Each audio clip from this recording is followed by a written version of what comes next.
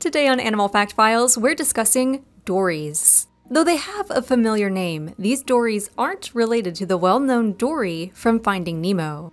Dory from Finding Nemo is a blue tang, but these dories are simply known as dories, or dory fish, or John Dories, or mere dories. They have a couple common names.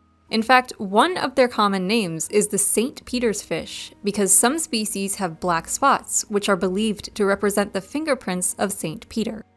Technically, this episode discusses true dories, as there are other fish with the common name dory that aren't classified in the true dory family, though at one point they were all classified together, so the common names have stuck. There are a handful of dory fish species. These animals live in tropical and temperate parts of the Atlantic, Indian, and Pacific Oceans. They're demersal fish, meaning they spend most of their time on or near the bottom of the ocean, and they're most frequently seen on continental shelves or slopes. The continental shelf is the generally flat area of seafloor from the coast to the continental slope, which is where the seafloor begins to descend towards the abyss. Dories typically swim between 300 and 1,300 feet deep, and it's for this reason they're often caught in bottom trawlers. Though they have a spiny appearance, dory fish are considered a delicacy in some areas and can fetch a high price in restaurants. Their meat is described as mild and slightly sweet in flavor. Aside from humans, dories are also eaten by larger fish, including sharks. These fish average about 18 inches long, but can double that at their largest size. They're extremely thin, and this may help them avoid predators. If a dory fish turns, they can almost disappear as a small line in the water.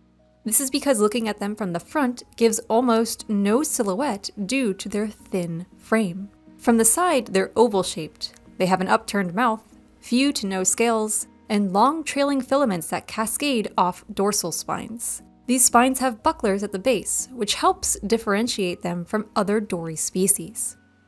These fish are predators. They eat smaller fish, as well as crustaceans and cephalopods.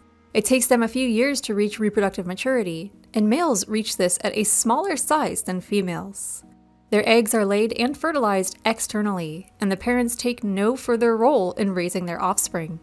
The larvae are planktonic and heavily pigmented when they hatch, floating through the water column when they are at their most vulnerable to a diversity of predators. However, as they grow, they develop better skills to avoid being eaten. On average, dories live just over a decade.